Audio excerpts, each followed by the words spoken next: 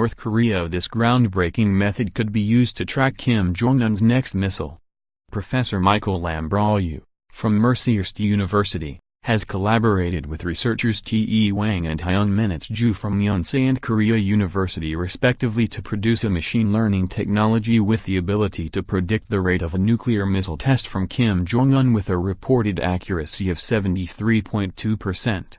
Mr. Lammbrau exclusively told Express.co.uk, most of the work was done with Korean professors in South Korea and the paper slowly got published as I came to the US, but there is continued work because while we are doing it in English currently we want to expand it.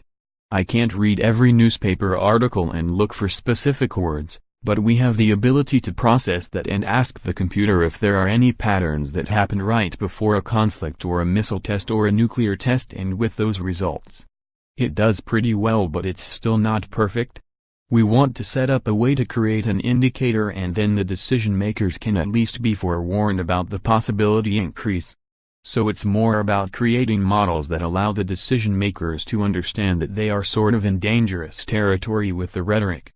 North Korea outputs a slew of propaganda that is viewable around the world through the Korean Central News Agency, KCNA, website. The team used the work from despot leader Kim Jong-un to establish behavioral patterns emitted from the hermit state prior to a nuclear test that could be used to predict when the next one will take place.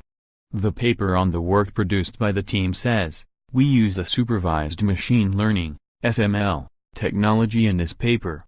There are 4 steps in SML: data collection, document labeling, pre-processing, and model building and analysis. First, we collected all the KCNA articles published between 1997 and 2014 from its website. Second, for SML to work, it is necessary to label KCNA articles as either threat or non-threat. All those KCNA articles published within a week prior to the 3 North Korean nuclear tests are labeled as threat articles. By contrast, all those KCNA articles published during a 10-day period at least 2 months before or after the 3 North Korean nuclear tests are labeled as non-threat or peace articles. Words such as a, the, on, at, to, and which are meaningless to the machine are also removed from the propaganda. The output was then divided into 2 categories, a training data set and a test data set. The training data is comprised of 70% of the articles taken while the test data set is the remaining 30%. The report added, the training dataset was then used by a machine learning process to develop a model that could differentiate between threat articles and non-threat articles in the test dataset. The model developed from the training dataset was then applied to the test dataset in order to check its accuracy. Importantly, for all the KCNA articles in the test dataset, we removed labels of threat and non-threat. The machine learning method used is able to pick up words that appear with regularity in Kim Jong-un's propaganda pieces. The paper added, according to the Kim Jong-un model, the key words which separate nuclear threat articles from peace items during the period are star, satellite, respected, service, sovereignty, and defending. The word star was labeled as the most prominent word in articles that saw a nuclear test afterwards. The word is described as a homage to Kim Jong-un's father, Kim Jong-il. The document explained, in fact, the shining star, Kwangmyongseok, is a euphemism which is regularly used by the North Korean media to refer to dear leader Kim Jong-il. As a result, it turns out that the most distinctive pattern of KCNA articles immediately prior to a nuclear test by the Kim Jong-un regime is a sudden increase of a symbolic reference to Kim Jong-il. North Korea is no stranger to hurling insults at the U.S. with the word dotard being used to describe Donald Trump. The word is archaic and has not been used prominently for a couple hundred years. However, Mr. Lammbrau was keen to describe that the boisterous language of the Kim regime is not the main indicator of an imminent nuclear test.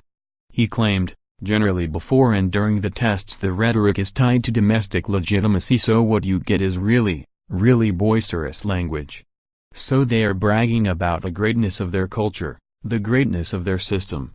Then as soon as the international community responds, then they respond with the negative sentiment. If you track the sentiment, which I'm currently doing, It's all positive, it's all full of pride, and it spikes right before and during the test. You know, they have parades, they shoot off missiles, they have rock concerts. The insults are there, they are always the thing that catches everybody's eye. What the computer catches is the increase in the positive, prideful and boisterous language. The professor detailed that military celebrations allow the government of North Korea to escape ridicule from increased domestic issues.